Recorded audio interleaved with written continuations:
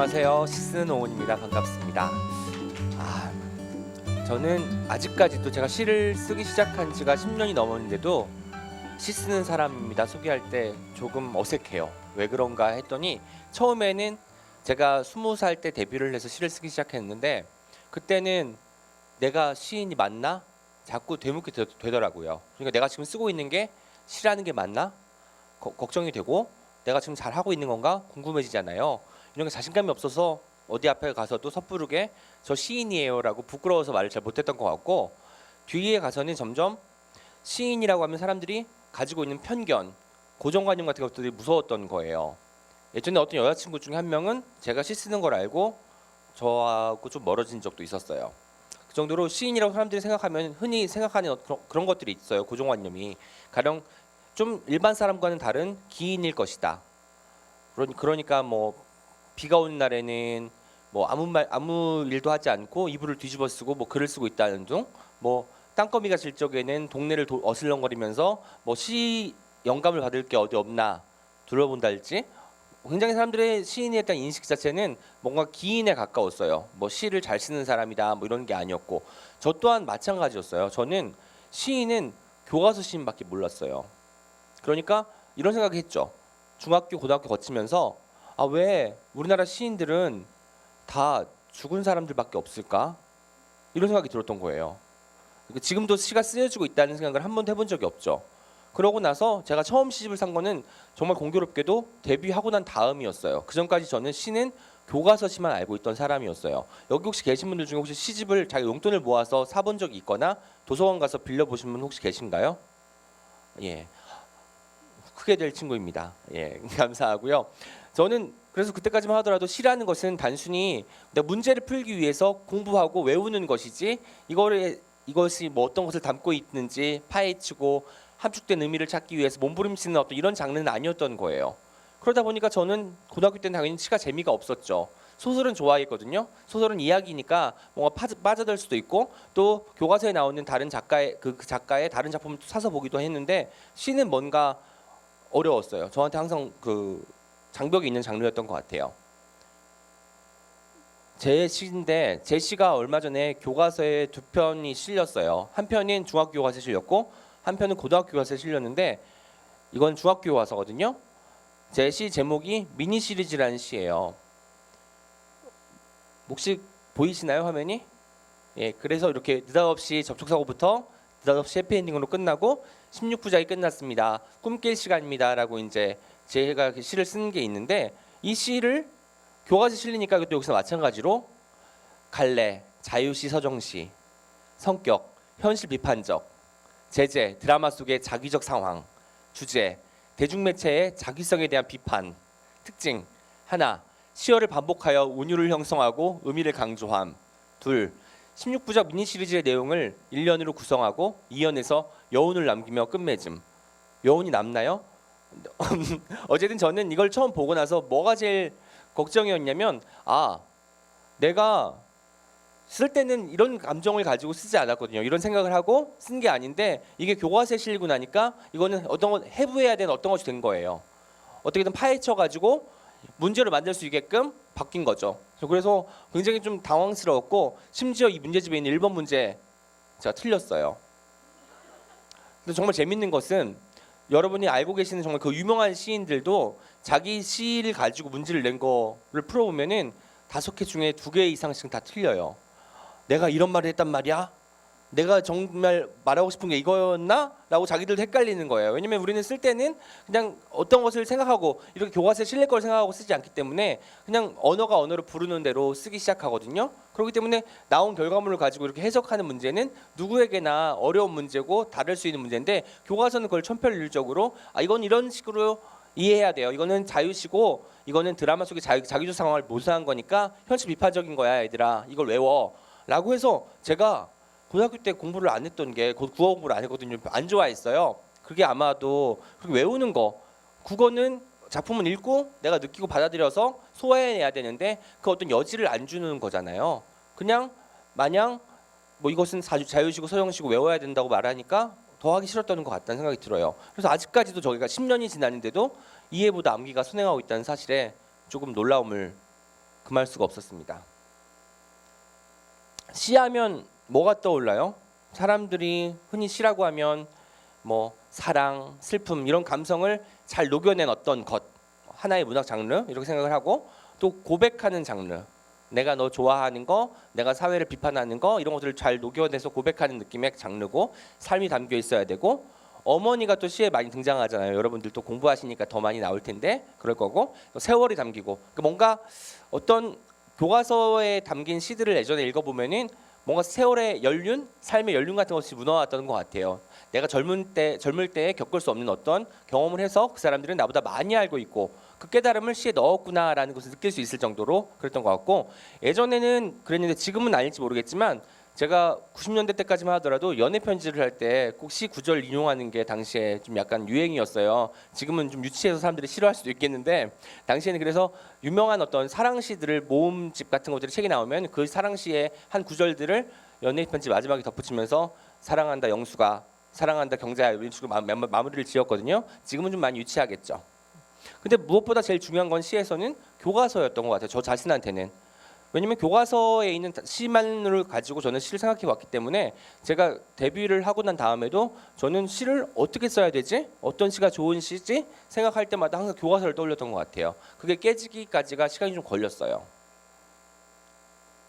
시와 연결되는 감성도 있어요. 시는 일단 사람들이 사랑하는 장르예요. 우리나라만큼 시집을 많이 읽는 나라가 없어요. 인구 대비해서 시 판매량과 뭐 대여율 이런 걸 비교해 봤을 때 다른 나라에 비해서 월등하게 많이 읽어요. 물론 프랑스나 영국 같은 나라들보다는 좀 덜 읽어도 아시아권에서는 뭐 부동의 1위고 그런 정도로 많이 읽는데, 사람들이 시를 가까이 하면서도 멀리한다는 느낌이 든 거예요.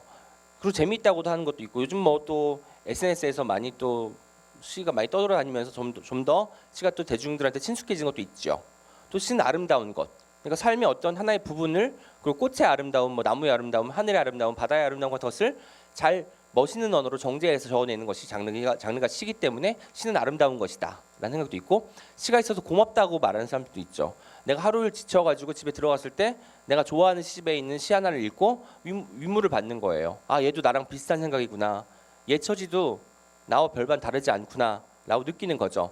그럼에도 불구하고 아직까지도 시는 먼 거예요. 나와는 먼 것. 아, 그거 그냥 시 읽는 사람들이나 읽는 거지, 나는 책도 잘 안 읽는데 야, 시집은 내가 사서 보겠냐?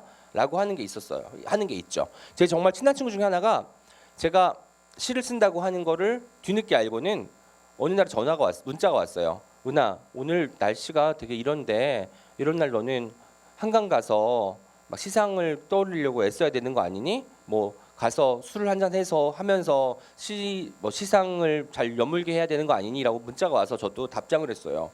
야, 시인들도 분위기 좋은 데서 맛있는 거 먹고 싶지, 이렇게 추운 날에 한강 고수부지 가서 찬바람 맞으면서 막 이러기는 싫다고 했더니 그 친구가 그날 저를 불러서 맛있는 걸 사줬어요.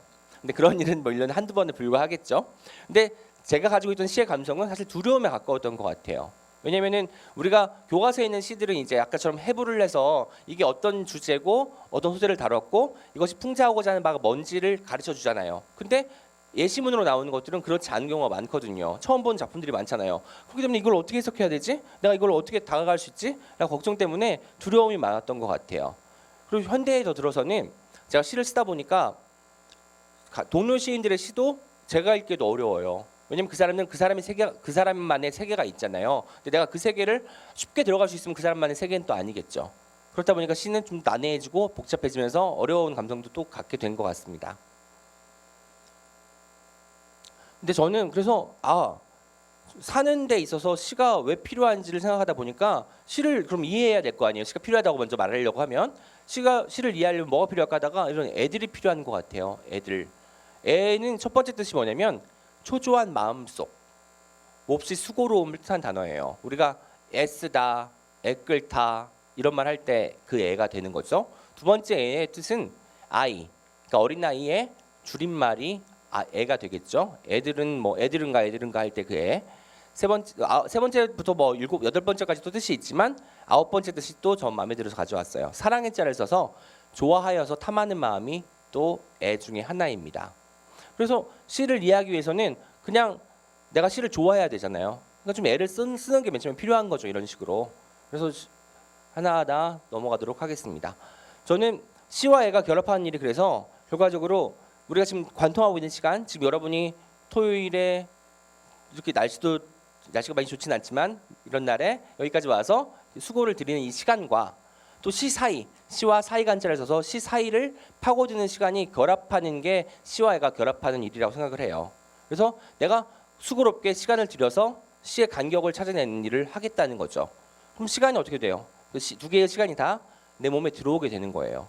그러면서 내가 애를 쓴 게 그 어떤 소용이 있는 거죠. 이 시를 이해하게 되고 시에 가까워지게 되고 내 시간에 좀 약간 풍요로워질 수도 있고 내가 어떤 공감 능력이 상상될 수도 있고 뭐 여러 가지 그 추후에 오는 어떤 기쁨들은 따로 있을 수 있겠죠. 그래서 시와 애가 결합하려면 시간을 찾아야 되는데 그 시간, 시의 사이를 찾기 위해서는 첫 번째로 해야 될 일이 되어보는 일이에요. 이 시를 제가 왜 가지고 나왔냐면 제가 수능을 봤을 때 이 시가 그 지문에 나왔어요. 제가 교과서에서 배운 시는 아니었거든요. 근데 읽고 나니까 너무 좋았던 거예요, 이 시가. 그래서 제가 나중에 그 수능 시험 보고 나서 찾아봤더니 기영도라는 시인의 엄마 걱정이라는 시였어요, 이 시가. 그래서 한번 같이 읽어볼게요. 열무 30산을 이고 시장에 간 우리 엄마 안 오시네. 해는 시든지 오래. 나는 찬밥처럼 방에 남겨 아무리 천천히 숙제를 해도 엄마 안 오시네. 배춧잎 같은 발소리 타박타박 안 들리네. 어둡고 무서워 금간 창틈으로 고요히 빗소리 빈방에 혼자 엎드려 훌쩍거리던 아주 먼 옛날 지금도 논시울을 뜨겁게 하는 그 시절 내 유년의 윗목. 이 시는 지문에 나왔을 때도 좀 어렵지 않았던 게 내가 되어볼 수 있었어요. 이 아이가. 저희 어머니는 그 장사를 오래 하셨어요.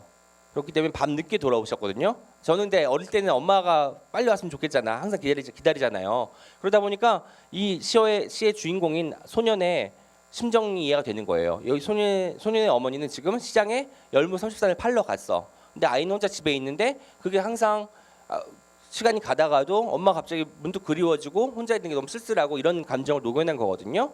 그렇기 때문에 이런 감정이 저도 모르게 이제 투영이 된 거예요. 근데 이거는 저뿐만이 아니에요.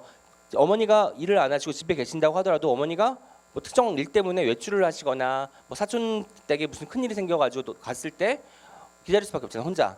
아니 뭐 형이 있을 수도 있고 누나가 있을 수도 있고 언니 오빠가 있을 수도 있지만 기다리면서 그 감정이입을 하면 쉽게 되어볼 수 있는 것이라는 말이죠. 그래서 이 시는 아마도 많은 분들한테 사랑을 받고 있는 시고 기영도 시인은 지금 아마 거의 모든 시 쓰는 사람들이 가장 좋아하는 시인 중에 하나일 거라고 생각을 합니다. 그래서 이렇게 이제 어떤 것이 되어보는 것이 저는 애가 끓는다고 표현을 해요. 그러니까 나는 지금 저는 대한민국에서 태어난 34살 남성 오은이잖아요. 근데 내가 다른 사람이 되어보는 거야. 그러니까 다시 소년이 되어보든 소녀가 되어보든 외국인 어떤 사람이 되어보든 이런 되어보는 일이 기꺼이 되는 일이 쉽지가 않아요. 애가 끓어요. 왜냐면 나는 이 사람이 아니니까 감정이입을 해야 되잖아요. 그런 애가 또 필요하다는 거죠. 근데 저는 시를 쓸 때도 제가 처음에 제가 시집이 나왔을 때 어떤 신문 기자가 전화가 왔어요. 여성 시인인 줄 알았는데 남성 시인이냐고. 그래서 제가 시집 안쪽에 사진도 있는데 그걸 보셨냐고 했더니 그거 아직 못 봤다고 하시더라고요. 왜냐하면 제가 시적 화자가 첫 시집 때는 여성 화자들이 많았어요. 그러니까 여고생들의 입을 빌려가지고 이제 내가 걔들이 되어보는 거예요. 여중생이 되어보고 여고생이 되어보는 일을 한 거죠. 근데 그게 쉽지가 않은 거예요. 왜냐면 여중생이 지금 무슨 생각을 했을지 제가 어떻게 알아요. 나이는 좀 차이가 나고 난 남성인데 게다가 그렇기 때문에 제가 어떻게 이제 여중생이 생각을 하고 말을 하는지를 알기 위해서 여중생 커뮤니티들 있잖아요. 거기 가본 거예요. 애들이 지금 무슨 이야기를 하고 있는지, 어떤 아이돌을 좋아하고 어떤 말투를 쓰는지. 여중생이라고 해서 다 똑같이 발랄하고 쾌활하기만 하지는 또 않더라고요. 그들의 또 고민도 있고. 그래서 거기서 보니까 여중생이 그냥 우리는 뭐 중2병이라는 말도 쓰고 요즘은 그렇지만 그런 것처럼 한 번에 매도할 만한 그런 층이 아니라 그 나름의 고민을 가진 하지만 겉으로는 항상 웃고 있으려고 애쓰는 이런 존재 같더라고요. 그래서 저는 중학생 2학년 여학생이 되면서 그렇게 그들을 이해하게 됐어요. 그들이 어떤 생각을 하고 있는지, 그들이 무엇에 관심이 있는지, 그들이 어떤 말을 하고 싶어 하는지를 이해하게 된 거죠. 그래서 되어보는 일은 이해하는 일이 필수예요. 저는 그래서 아까도 시인이라고 하면은 흔히 가지고 있는 편견들이 있잖아요. 시인은 기인일 것이다. 시인은 남들보다 예민할 것이다. 시인은 항상 외로울 것이다. 감정의 기복이 심할 것이다. 물론 저는 그렇습니다. 농담이고요. 모든 시인들이 다 그렇다는 건 아니라는 말씀 드려보고 싶었던 거고, 그러니까 그런 그 고정관념이나 편견에 사로잡힌 사람들한테 시를 읽게 하고 싶어요. 왜냐하면 시를 읽으면은 시의 주체, 시의 화자가 되어보는 일이 가능하거든요. 그러려면 내가 이해의 지평이 넓어지는 거예요. 저는 처음에 친구들이 그랬어요. 제 시집을 보고 좋아하는 친구들도 있었고 싫어하는 친구들도 있었는데, 싫어하는 친구들은 딱 하나예요. 거부감이 있는 게, 야, 말투가 내 스타일이 아니야. 그러니까 그 친구들은 벌써 되어볼 마음이 없는 거예요. 하지만 되어볼 마음이 있는 사람들은 외국인도 되어볼 수 있고, 남자도 되어볼 수 있고, 여자인데 남자가 되어볼 수 있고, 남자인데 여자가 되어볼 수도 있고, 난 지금 어린아이인데 노인 되어볼 수도 있고, 뭐 이럴 수 있단 말이에요. 신분도 바꿔서 뭐 노동자가 되어보기도 하고, 회사원이 되어보기도 하고, 대통령이 되어보기도 하고, 뭐 사장님이 되어보기도 할 수도 있다는 겁니다. 이런 되어보는 일은 그래서 모든 이해한 일에 필수라고 생각을 하고, 저희가 그래서 항상 시를 읽거나 이해할 때 제일 중요한 부분으로 삼는 게 바로 되어보는 일이라고 말을 해요. 그렇지 않으면은 그 시를 겉만 핥게 되거나, 아까처럼 교과서처럼 무슨 정영시, 서정시 이런 식으로 외우게 되는 거거든요. 그러면 시의 본질을 놓치게 될 수밖에 없죠. 이거는 제 시예요. 제 시 꿈이라는 시인데, 뭐 시험 문제 정답처럼 모두 똑같은 꿈을 꾸고 있었습니다. 사이좋게 아무도 잘하지 않았습니다. 몸집은 커지는데 마음의 집은 왜소해지고 있었습니다. 라는 시예요. 이게 시가 어떤 시냐면, 제가 올해 초에 청소년 시선집을 냈어요. 자, 혼자 쓴 건 아니고 여러 명의 시인들이 청소년들을 위한 시를 쓰자고 결의를 해서 이제 출판사와 함께 시를 냈는데, 아무리 쓰려고 해도, 야, 너희들 미래는 얼마나 밝은 줄 아니? 너희들이 노력하면 너희들은 뭐든 될 수 있어. 이게 안 되는 거예요. 왜냐면 내가 청소년이 되어보니까, 지금 청소년의 입장에 되어보는 일을 해보니까 그렇게 거짓말을 할 수는 없더라고요. 그래서 저도 모르게 좀 되게 우울한 시들이 많이 나왔는데, 다른 시인들의 시를 보니까 저는 그나마 좀 양반이었어요. 더 우울한 시도 많았고. 그런데 그래서 되어보는 일은 이렇게 되는 거예요. 내가 그 사람의 입장에 서서 이해하고, 그렇기 때문에 나는 거짓말 안 하게 될 수 있다는 거죠. 누군가를 이해하면은 그 사람한테 나쁜 말 못하고 거짓말 못하게 되잖아요. 그 사람한테 잘 대해주게 되지. 그래서 되어보는 일이 더 중요하고요. 이거는 우리가 되어본다는 게, 그러면 그래, 되어볼게. 나 사람도 될 수 있고, 여자도 될 수 있고, 남자도 될 수 있고, 뭐 어린아이도 될 수 있고, 노인도 될 수 있고, 뭐 프랑스인이 될 수도 있고, 일본인이 될 수도 있고, 다 되어볼 수 있어. 동물도 될 수 있어. 나 개도 되어볼 수 있고, 기린도 될 수 있고. 하지만 사물도 될 수 있어. 뭐 세탁기나 뭐 냉장고도 될 수 있는데, 더 될 수 있는 거예요. 0.5라는 걸 제가 되어본 거예요. 0.5가 뭐예요? 숫자잖아요. 이 숫자라는 것을 한번 되어보자. 그럼 되게 불가능하잖아요. 우리가 숫자가 된다는 거는. 그래서 0.5가 되어보자라고 생각을 한 거죠. 그러니까 되어본 일이 처음에 다 사람에서 시작됐다가 이렇게 추상적인 어떤 숫자까지 가닿게 된 거죠. 그래서 처음에 나는 당신의 왼쪽 눈 시력이었어요. 뭐 10월이 되자 나는 아침 기온이 되었고, 이게 다 0.5에 해당되는 거거든요. 우리가 시력 0.5일 수 있잖아요. 0.5도 기온도 있을 수 있고, 이런 식으로 해서 내가 알고 있는 모든 0.5들을 한번 끌어모아 보자. 그리고 그들 한번 되어봄으로써 0.5가 만약에 실존에 있다면 0.5는 어떤 느낌을 갖고 있을까라고 상상을 하다 보니까 이런 시를 쓸 수 있었어요. 왜냐하면 애가 된다는 거는, 여러분 어린아이 생각해 보세요. 어린아이들은 항상 호기심이 많아요. 그리고 저는 어렸을 때 생각하니까 유치원 때부터 초등학교 6학년 때까지 꿈이 장래희망 적어서 내잖아요. 저희 통신표 같은 데에 쓰나 어쨌든 써서 낼 때 같은 적이 한 번도 없었어요. 저 초등학교 1학년 때 꿈은 탐정이었어요. 저는 그때 셜록 홈즈랑 궤도루팡을 너무 좋아해서 추리소설, 만화 형태로 된 추리소설을 읽다가 막 범인을 잡고 싶은 거예요. 잘할 수 있을 것만 같은 거예요. 그리고 사람들, 괜히 엄마가 방에 들어오면, 엄마 화장실 갔다 왔지? 엄마가 어떻게 알았어? 나 탐정이 될 거라고 이렇게 말하고 그랬을 정도로 탐정이 꿈이었다가, 뭐 가수도 되고 싶었다가, 대통령 되고 싶었다가, 남들 다 한번 되고 싶잖아. 대통령은 또 대통령 되고 싶었다가, 농부도 되고 싶었다가, 선생님 되고 싶었다가 계속 바뀌는 거예요. 그러니까 아이라는 존재는 뭐든지 될 수 있는 존재인 거예요. 그러니까 저는 시를 쓰면서, 시를 읽으면서 모든 존재가 될 수 있는 가능성을 갖게 되는 거죠. 이때는 0.5라는 추상적인 어떤 숫자까지도 돼버리려고 했으니까.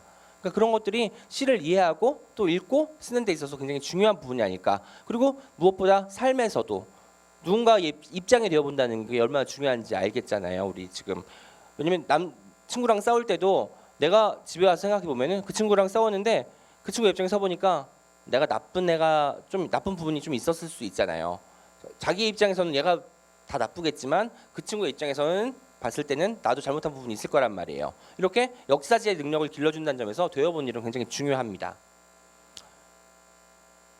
이거는 제가 오늘 여러분들 좀 드리려고 시집을 좀 가지고 왔어요. 이거 마친 분한테 제가 시집을 드릴 건데 이건 제 시 1년이라는 시 중에 한 부분이에요. 괄호엔 정체성의 혼란이 찾아옵니다. 근로자도 아니고 어린이도 아니고 어버이도 아니고 스승도 아닌데다가 성년을 맞이하지도 않는 나는 과연 누구입니까?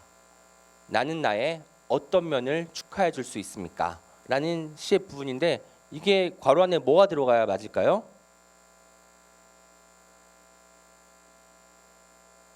제목이 1년이에요. 크게 말씀해 보세요. 예? 달력이요? 1년이요? 아, 이게 어려운 문제였군요. 답은요. 5월이에요. 5월엔 정체성의 혼란이 찾아옵니다예요. 제가 1년이라고 제목 말씀드렸잖아요. 근로자도 아니고 5월 1일이 무슨 날이죠? 근로자의 날이잖아요. 5월 5일은 어린이날이고 5월 8일은 어버이날, 뭐 스승의 날도 있고 성년의 날도 있잖아요. 근데 어느 순간 제가 어떤 애가 딱 걸렸는데 그때 근로자도 아닌데다가 어린이도 아닌데 또 어버이도 아니고 스승도 아니고 성년도 지났어. 그러면 저 자신한테 축하할 게 하나도 없는 거예요. 그럼 나는 5월 달에 남들 다 하루하루 막 축하받는데 혼자 못 받는 것 같아가지고 그때 시기를 떠올리면서 쓴 시거든요. 그러니까 그 당시에 오온이 된 거죠. 그래서 되어본 일은 이렇게 과거에 나의 과거의 어떤 시점까지 가닿을 수 있는 어떤 여직을 남겨놓을 수 있었습니다. 그래서 애다워지는 게 결과적으로 되어본 일에서 가장 중요한 거예요. 우리가 투명하잖아요. 애들은요. 애들이 제일 많이 하는 질문 뭐예요? 왜? 제가 어렸을 때 많이 혼났어요. 왜를 많이 해가지고 엄마 아빠 왜 아침에는 해가 뜨고 밤에는 달이 떠? 뭐 아버지가 또 뭐 지구의 자전 공전 이런 걸 쉽게 이제 설명해서 알려주셨겠죠? 그럼 또 못 알아들었는데 왜? 하면서 계속 왜가 꼬리를 물으니까 어른들도 참을성이 없잖아요. 결과적으로 좀 많이 혼났는데 근데 아이들은 거의 대부분 그래요.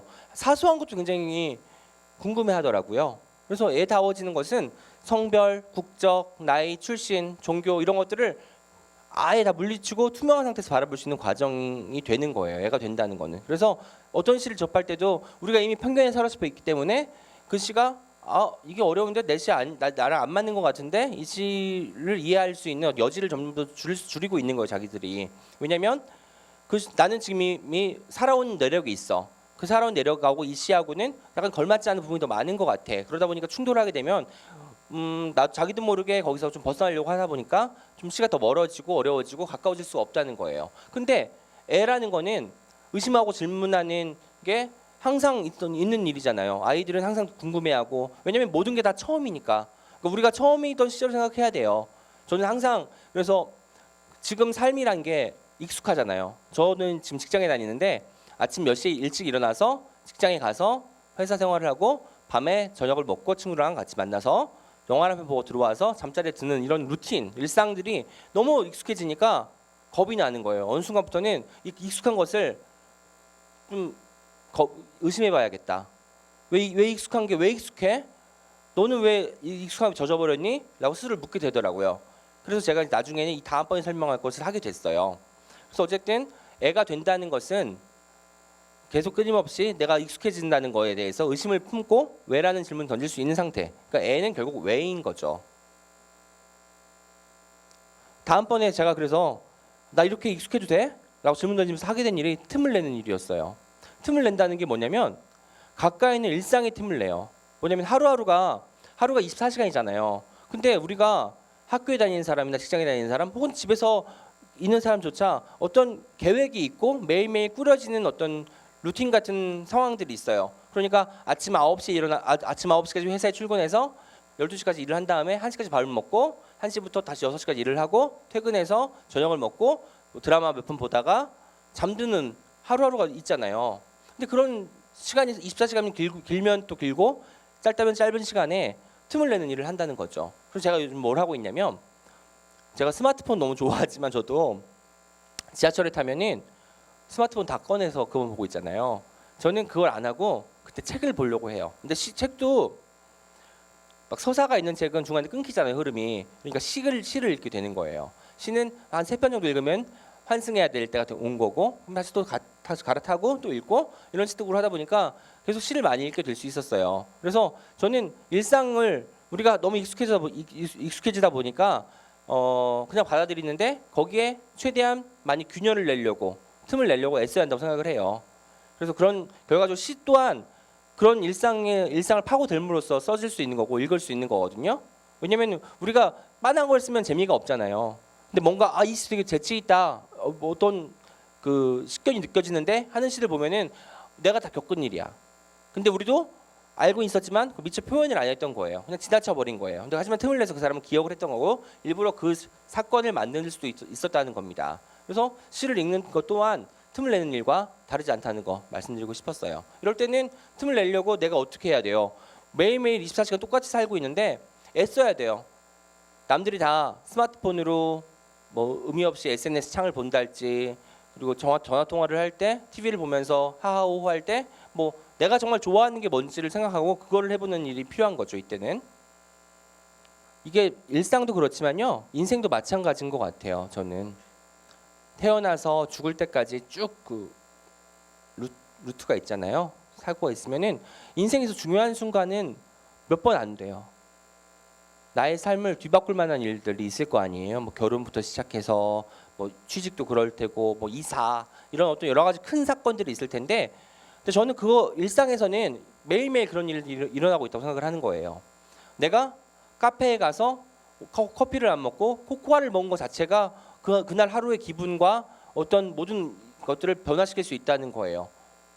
그러니까 일상에서도 그렇게 내가 선택을 하고 내가 뭐 능동적으로 나서서 바꿀 수 있는 것들이 있기 때문에 일상의 균열이 인생의 열쇠가 될 수 있다고 생각을 하는 거죠. 그런 것들이 모이면 시심 같은 것들이 나 시 되게 좋아해. 어느 순간 영감이 되어서 이렇게 불벼락처럼 떨어질 수도 있는 거고 그럼 저는 좋은 시를 쓸 수 있겠죠. 근데 하루에도 몇 번이고 이런 순간들이 찾아오니까 여러분들이 이런 순간들을 그냥 내일 또 오겠지 언젠가 또 오겠지 하지 말고 그 순간을 마음에 담아두세요. 그리고 그 순간에 무엇을 할 수 있을지 고민하세요. 그게 정말 여러분이 하고 싶은 일일 거예요. 우리 이런 거 있잖아요. 여가라는 말 있잖아요. 여가는 뜻이 남는 시간이에요. 그래서 당신의 여가 시간이 뭐예요?라고 할 때 저는 뭐 그림 그려요, 음악 들어요, 뭐 책 읽어요, TV 봐요, 영화 보러 가요 이렇게 말을 하잖아요. 근데 저는 그거는 시간이 나서 한 거잖아요. 시간을 내서 하는 게 여러분이 정말 좋아하는 일이에요. 그러니까 시간이 났기 때문에 게임이나 한 판 할까? 컴퓨터 하나 좀 할까?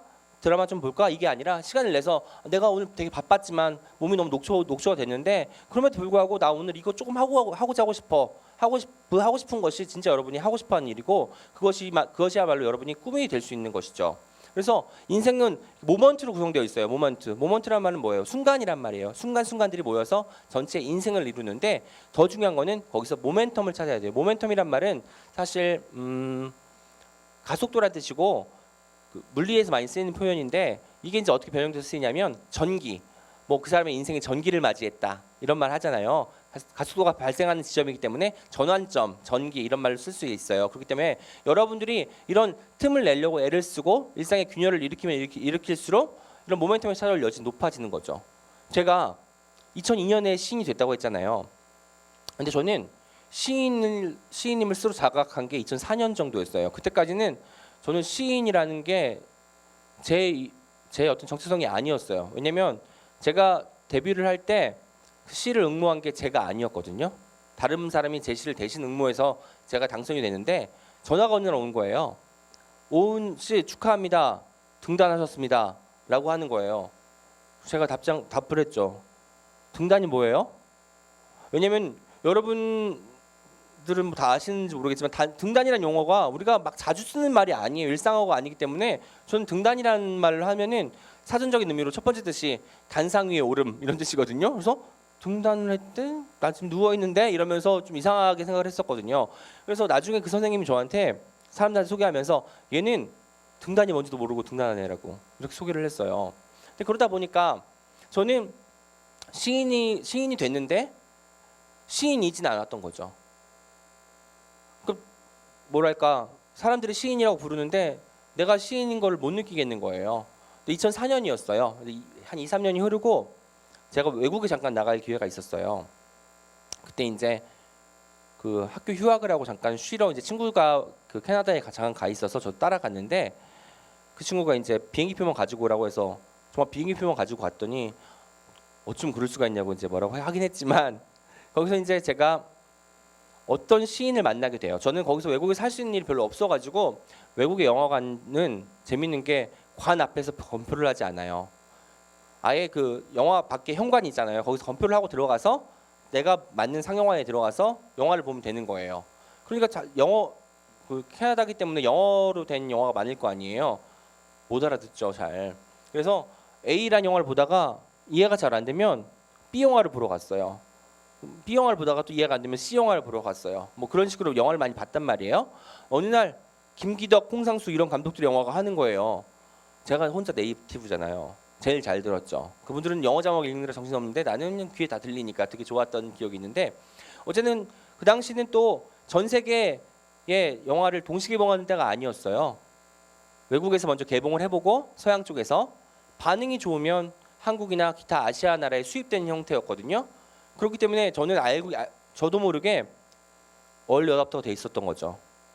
남들보다 영화를 더 빨리 보는 사람, 뭐 시사회 때 본다 할지 뭐 이런 식으로 외국에서 먼저 보고 오니까 그날부터 제가 할 수 있는 일이 별로 없으니까 저는 블로그에 영화를 본 거 리뷰를 올리기 시작했어요. 물론 내용을 이해를 잘 못하기 때문에 정확한 리뷰는 아닐 수도 있지만 내가 본 감정은 있을 거 아니에요. 본 느끼는 어떤 바가 있을 거니까 그 소회를 적어서 블로그에 업로드하기 시작했는데 어느 날 어떤 시인이 제 블로그에 방문한 거예요. 근데 그분 진짜 시인으로 스스로 자각하고 있었고 시를 열심히 쓰시는 분이었는데 그분이 이제 제 블로그를 보더니 안부 게시판에 이렇게 남겼어요. 오은 시스 뭐지 영화 평론 하시나 봐요. 저는 시스는 아무개라고 합니다.라고 했어요. 그래서 제가 또 어린아이의 표정으로 저도 등단인가 뭔가 했다고 하던데요. 라고 답변을 정말 이런 톤으로 남겼어요. 그래서 그때 그 시인이 어떤 잡지에 관여하고 있었는데 그 잡지에서 청탁이 왔어요. 시라는 청탁이 처음 온 거예요. 그 전까지 저는 어떤 사람이었냐면 시단에서도 제가 어린 나이에 데뷔했기 때문에 얘가 시를 쓰겠어? 라는 것이 있었고 얘 지금 말도 많고 되게 수다스러운데 시 같은 진중한 장르에 개입할 수 있겠어? 라는 편견이 거기서도 있었던 거예요. 근데 이 형은 그런 편견이 없이 저를 안 만나봐서 그랬을지 모르겠지만 저한테 청탁을 해와서 제가 외국에서 시라는 걸 써봐야 되는 거야. 내가 등단한 건 2002년인데 시인이 돼서 처음으로 시를 쓰는 게 2004년이 됐거든요. 근데 시를 쓰는데 온몸이 이상하게 신열 같은 게 막 올라오면서 기분이 이상한 거예요. 그러면서 시를 한 편 쓰고 나서 제가 이 생각을 했어요. 나 이거 안 하면 안 되겠다. 평생 할 것 같다. 해야 살 것 같다는 생각이 그때 든 거예요. 근데 그런 모멘텀이 찾아올 수 있었던 거는 제가 어쨌든 그 짬을 내서 뭐 토막토막에 글을 썼기 때문에 그리고 그거를 운 좋게 형이 응모를 했기 때문에 제가 당선이 돼서 가능했던 거지만 지금 생각해 보면 그게 너는 운이 좋았어라고 말하기에는 뭔가 부족한 게 있어요. 계속 제가 어쨌든 틈을 내려고 노력했기 때문에 그런 기회가 찾아온 거라고 저는 생각을 해요. 그러고 나서는 제가 이제는 일도 하고 또 좀 친구들도 만나야 되고 다른 시간들이 많이 없잖아요. 틈을 내려고 애를 쓰는 거죠. 예전에는 그 대학 다닐 때나 대학 졸업하고 나서는 시간이 나면 시나 써볼까? 실 써야겠다라고 생각을 했는데 이제는 바쁘니까 시간을 내야 돼요. 짬을 내고 틈을 내야 돼요. 너 시 쓰려면은 이렇게 지금 있으면 안 돼. 이 하루 24시간 중에 1시간, 10분, 20분이라도 네 시간을 내서 뭐라도 좀 하려고 애써봐 라고 해서 틈을 내는 일을 하게 된 거죠. 그래서 제가 어느 순간 틈을 내서 시를 쓰고 있다 보니까 이상하게 된 거예요. 저도 모르게 또 깨달음이 온 거죠. 내가 틈이 나서 하는 게 아니라 틈을 내서 이 일을 하고 있구나. 이 일이 정말 좋은 모양이구나. 시를 쓰는 일이 내가 기꺼이 시간을 내서 그리고 시간의 틈을 내서 그 시간에 잠입을 해서 하고 싶어하는 일이구나. 내 일이구나라는 걸 느낀 게 바로 이 지점이었습니다. 들여다보는 일 또한 되게 중요해요. 이 세 번째로 중요한 것이 들여다보는 일인데 들여다보다라는 뜻은 세 가지 뜻을 가지고 있어요. 밖에서 안을 보다. 밖에서 안을 보려면 어떤 거가 있어야 되죠? 호기심이 있어야 돼요. 우리가 카페에 지나가다가 그냥 문득 지나가다 볼 수도 있지만 뭔가 좀 신기한 게 있으면 더 보게 되잖아요. 관찰하려고 하는 마음이 있어야 되기 때문에 호기심이 있어야 필요한 거고, 두 번째는 가까이서 자세히 살피다는 뜻이에요. 그러니까 현미경 같은 거 들여다보는 거, 책을 들여다보는 것도 다 여기에 속하는 거죠. 근데 가까이서 자세히 살피려면 뭐가 필요해요? 집중력이 필요해요. 그러니까 이 잠시 동안 너 하나한테만 집중하겠다는 마음가짐이 무엇보다 중요한 거죠. 마지막으로 들여다보다는 말은 어디에 들러서 보다라는 뜻이 있어요. 이때 들여다보다는 뭐가 필요하냐면 마음이 필요한 거예요. 어떤 마음이냐면 두 가지의 마음이 필요해요. 어디 들르는 마음, 들러서 보는 마음까지 필요한 거예요. 가령 친한 친구가 병원에 입원을 했는데 우리 병원에 막 일주일 입원해 있으면 잘 안 가기도 하고 그렇잖아요. 근데 굳이 시간을 내서 그 친구를 들여다본다는 거는 그 친구한테 마음이 있다는 거예요. 내가 그 친구를 그만큼 내 사람으로 아끼고 있으니까 가능한 일이거든요. 근데 시도 마찬가지인 거예요. 그냥 어려운 거야, 나하고는 좀 안 맞아, 먼 거야가 아니라 한번 내가 들여다볼까? 라는 마음가짐을 가질 때 시는 좀 더 가까워져요. 그래서 시를 쓰는 것도 마찬가지예요. 저는 시를 쓸 때 저기 멀리 있는 뭐 사랑, 뭐 신, 하늘 이런 거를 전 별로 이렇게 쓰고 싶어 하지 않아요. 내 정말 소소한 일상에서 내 주변에 친구들이 어떤 생각을 하고 있는지, 카페에서 옆 테이블을 보는데 그 사람들이 이야기하는 거 굉장히 뭐 우울한 이야기일 수도 있고 좋은 이야기일 수도 있지만 그런 것들을 다 귀담아 들은 다음에 그것들을 풀어놓게 되는 거더라고요. 그래서 들여다보는 일은 결과적으로 나의 사이 그리고 나와 시의 사이를 벌리고 그 사이를 스스로 메우는 일이라는 생각이 들었어요. 왜냐하면 들여다봄으로써 내가 없는 게 뭔지를 발견하게 되고 내가 어떤 것을 원했는지를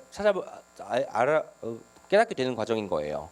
내가 들여다봤더니 내가 정말 필요한 감성, 필요한 뭐 시간은 바로 이런 시간이었어가 되는 거죠. 그렇기 때문에 저는 그 시간을 찾는 데 있어서 들여다보는 것이 중요하다고 말씀드릴 수 있겠습니다.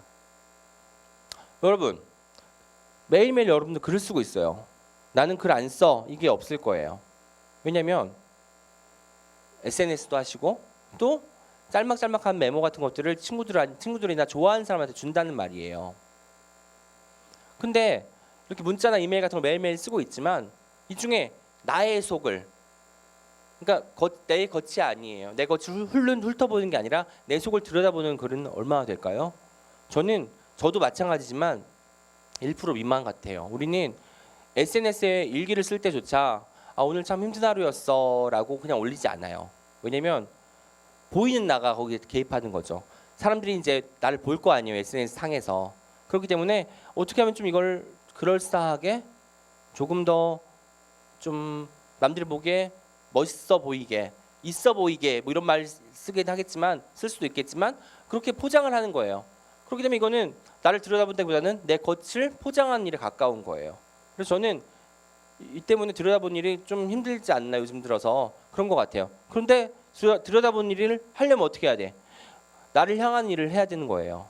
나를 향하는 일은 뭐냐면 향하다와 위하다가 있어요. 우리는 지금까지 항상 나를 위하는 일만 하려고 했었어요. 위하다는 위롭게 하거나 돕다. 물건이나 사람을 소중하게 여기다. 어떤 목적을 이루려고 하다라는 뜻이에요. 나를 위한 글은 어떤 게 있을까요? 자기소개서, 이력서 이런 게 있을 수 있죠. 그러니까 나를 드러내는 걸 밖에 외부에 노출하는 글이에요. 나를 포장해서 나 이만큼 괜찮은 사람이에요를 알려주는 글이에요.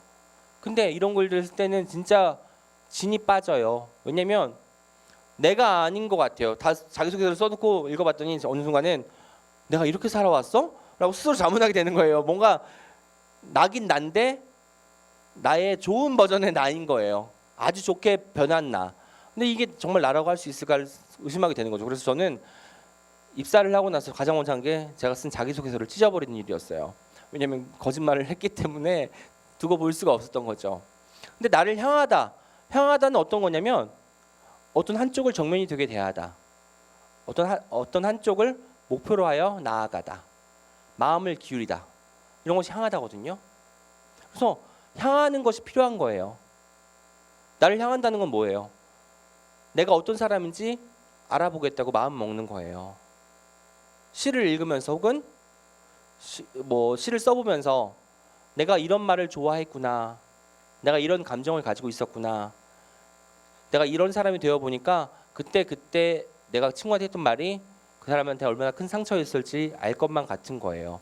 이런 정도로 되어본 일과 향하는 일은 다 붙어 있는 거고, 그 사이에 들여다보는 일이 개입하는 거죠. 그래서 나를 위하는 일은 우리가 매일매일 알게 모르게 하고 있어요. 왜냐하면 우리는 결과적으로 이기적일 수밖에 없잖아요. 결과적으로 내가 잘 되는 일이 제일 중요하기 때문에 어떤 선택을 하더라도 내가 원하는 쪽으로 이끌려고 하는 거죠. 가령 점심을 먹으러 갈 때도 나는 지금 비빔밥이 먹고 싶어. 근데 친구는 계속 김치찌개를 먹자고 하고 한 명은 또 면을 먹자고 하는 거예요. 그럴 때 나 오늘 면 먹을 컨디션이 아닌데 나 김치찌개 어제 밤에 먹었어 라고 하면은 비빔밥이 되잖아요. 이런 식으로 자기도 모르게 그렇게 이제 유도를 하게 되는데, 그건 나를 위하는 일이지만 나를 향하는 일은 아닌 거죠. 나를 향하려면 내 정말 민낯까지 봐야 되는 거예요. 저는 시를 쓸 때 처음에 힘든 것 중에 하나가 뭐였냐면, 되어보면서 또 들여다보면서 향하면서 어떤 게 있었냐면, 내가 정말 별 볼 일 없는 사람이구나, 얼마나 욕망으로 들끓고 있는지, 세속적인 욕망으로 들끓고 있구나 내 내면은. 근데 이런 거를 겉으로 안 들키려고 참으로 애쓰고 있구나 라는 생각을 했어요. 제 시 중에 교양인을 이해하기 위하여라는 시가 있어요. 그 시는 어떻게 전개가 되냐면, 사람이 외출을 아침에 일어나서 제일 먼저 하는 일이 머리를 바꿔 쓰는 거예요. 그러니까 오늘은 직장인 오은, 내일은 여자친구의 애인으로서의 오은, 다음 날은 사회생활을 하기 위한 최적화된 오은, 이런 식으로 머리를 계속 바꿔 쓰거든요. 상황에 따라서. 그런 사람이 되지 않을까 싶은 거예요. 나를 위하게 되면 결국 그렇게 되는 거죠. 왜냐면 난 여기서도 잘 보여야 되고 여기서도 미움받기는 싫으니까 자꾸 우리는 그렇게 나를 위하는 쪽으로만 하지, 내가 정작 어떤 것을 꿈꾸고 있는지, 내가 어떤 것을 바라보고 있었는지, 내가 들여다보는 것은 결과적으로 어떤 것인지에 대해서는 간과하고 있었다는 거죠. 그래서 나를 향한 시간을 만들어야 한다는 거죠. 근데 나를 향하기는 쉽지가 않아요. 내가 겉으로 볼 때는 마음에 들고 멋있어 보여도 속을 들여다보면은 나의 골문 점, 부족한 점, 안타까운 점, 남들에 비해서 좀 떨어지는 점들이 보이기 마련이거든요. 근데 그것까지도 긍정해서 받아들이고 나 자신으로 인정하고 다음 단계 나아갈 수 있기 때문에, 저는 나를 향한 일이야말로 여러분 모두에게 있어 꿈을 꾸는 데나 시를 읽는 데나, 하지만 정말 내일 아침에 일어나서 해야 될 일을 정할 때조차도 가장 중요하다고 생각을 해요. 하루 중 나로 사는 시간은 얼마나 될까요? 저는 어느 날 이 생각을 해봤어요. 아침에 일어나서 출근을 막 부랴부랴 하고 회사 일을 하고, 그날 좀 일이 많아서 야근을 하고 집에 돌아와서 샤워를 하고 눕는데, 하루 중에 나로 사는 시간이 없는 것 같은 거예요. 직장인 오은과 A의 친구로서의 오은은 있었을지 몰라도 나 혼자 내가 생각하는 가장 오은다운 오은이 없었던 거죠. 그래서 저는 그때부터 아까 처음 말했던 틈을 내야겠구나, 시간에 틈을 내서 내가 그 시간에 잠입을 해야겠구나라고 느꼈던 거예요. 그래서 매일 퇴근을 하면 전 10분 동안은 그 시간이 새벽 2시가 되건 6시가 되건 상관없어요. 10분 동안은 제가 제일 좋아하는 음악을 틀어놓고 한글창을 띄워놓고 향초를 켜놓고 10분 동안 가만히 있어요. 왜냐면 그 시간에 뭔 글을 쓰려고 하는 게 아니에요. 하지만 저는 그런 분위기가 너무 좋거든요. 그때 정말 내가 글을 쓰기 직전에 내가 가장 마음에 들어하는 오은이 나오니까, 나로 사는 정말 나인 것 같으니까, 그 순간만큼은 나로 사는 시간 같으니까 그게 좀 좋아서 그 시간을 만들려고 계속 애를 쓰고 있어요. 여러분도 나로 사는 시간을 만드셔야 돼요. 그리고 그게 어떤 거냐면 결과적으로 자기 자신을 향한 시간이고, 틈을 내서 하는 시간이 결과적으로 여러분들이 가장 좋아하는 일, 가장 할 수 있는 일이 되기 때문에, 여러분이 나중에 어떤 직업을 갖든 어떤 일을 하고 있든 간에 그것이 굉장히 중요하다는 말씀 드리고 싶습니다. 그래서 나를 향한다는 것이 왜 어려운가 했더니, 나를 향한다는 거는 나를 마주한다는 거예요. 나를 마주한다는 거는 나를 알겠다는 거예요. 근데 나를 안다는 거 굉장히 어려워요. 왜냐면 우리가 자기 이름을 가장 안 쓰잖아요. 어디 가서 저 안무개입니다라고 소개할 기회가 별로 없잖아요. 친구들한테 듣는 이야기가 많지, 내 이름 오은이라는 이름을 저는 오늘 여기 와서 많이 말했지만 여러분들도 여러분 각자의 이름들을 밖에서는 그렇게 많이 쓸 일이 없을 거예요. 뭐 아무개야 어디 가자, 아무개야 얼른 일어나 밥 먹어야지, 이렇게 외부의 어떤 시선에 외부의 목소리로 자기 이름을 듣지 그렇지 않는다는 거죠. 근데 자기를 마주하면 자기 이름마저도 새롭게 보이는 거예요. 여러분 제 이름 오은이거든요. 시인 같나요? 시인 아닌 것 같아요. 고은 시인도 있고 그렇잖아요. 근데 시단에는 재밌는 게 은이라는 이름을 가진 시인들이 참 많아요. 뭐 김은 고은, 오은, 조은, 채은 쫙쭉 있는데 그 중에서 하나만 제가 말씀드릴게요. 본명은 저밖에 없어요. 근데 제가 처음에 데뷔했을 때는 오해도 많이 샀어요. 그 고은 시인 때문에 고은 시인이 굉장히 유명하고 그러니까 고은 시인처럼 되고 싶어서 이름을 개명한 것이 아니냐라고 했는데 아니 개명이 아니라 이제 필명을 쓴다고 하죠. 필명을 쓴 것이 아니냐 했더니 묻는 사람이 많았는데 그게 아니었고 저는 정말 진짜 이름이 은이에요. 은자는 금운동 할 때 은이에요. 근데 저도 이걸 언제 느꼈냐면 나를 향하는 시간에 내 이름이 왜 은일까를 생각했어요. 보통은 아버지나 어머니들은 금을로 지었겠죠. 근데 아버지가 어렸을 때 그랬어요. 아빠 나는 왜 금이 아니고 동이 아니고 은이에요? 아버지가 오금은 절이고 오동은 나무니까 라고 하셨는데 저는 4살 때나 5살 때 제가 그 질문을 처음 했거든요. 근데 그 말이 아직까지도 기억나요. 그 순간이. 그러니까 저의 순간의 모멘트였고 동시에 모멘텀이었어요. 그냥 단순한 순간일 수 있지만 그 순간이 뭔가 나를 바꾼 것 같은 거예요. 이런 순간들이 여러 번 있을 거예요. 여러분들도. 근데 아마도 이게 재밌는 게 뭐냐면 내가 어느 순간에 그런 순간들이 쌓여서 나도 모르는 나가 되어 있을 거예요. 가령 이제 피아니스트 A, 모델 B 이렇게 되어 있으면 된 뒤에 그게 떠오를 거예요. 아 그때 그 순간들, 그 순간이 어떻게 보면은 나의 기점이었구나, 모멘텀이었구나 라는 거 느껴질 겁니다. 근데 그러려면은 나를 향하는 시간을 만들어야 한다는 거예요. 왜냐면 내가 나를 이해하지 않고 남들한테 사랑을 받으려고 할 수는 없잖아요. 내가 나를 모르는데 남들이 나를 알 수는 없잖아요. 그리고 자꾸 틈을 내서 자기 자신을 향하려고 하고 그러기 위해서는 들여다보는 일, 틈을 내는 일, 이런 일을 게을리하면 안 된다는 거고요. 제가 정말 좋아하는 소설가 중 하나가 마크 트웨인이라는 소설가가 있어요.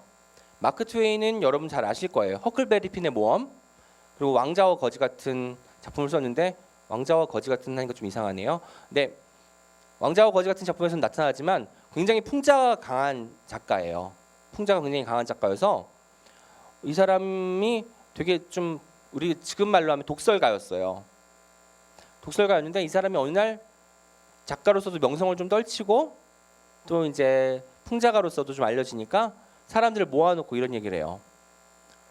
주식 투자를 하기에 가장 위험한 달이 언젠지 아느냐. 사람들이 물어보죠. 언제냐고. 왜냐면 이 사람이 이제 작가였기 때문에 좀 식견도 있고 이러니까 사람들이 그 말을 잘 주의 깊게 들으려고 한 거예요. 마크 트웨인이 그래요. 10월이라고. 그러니까 사람들이 왜 10월일까?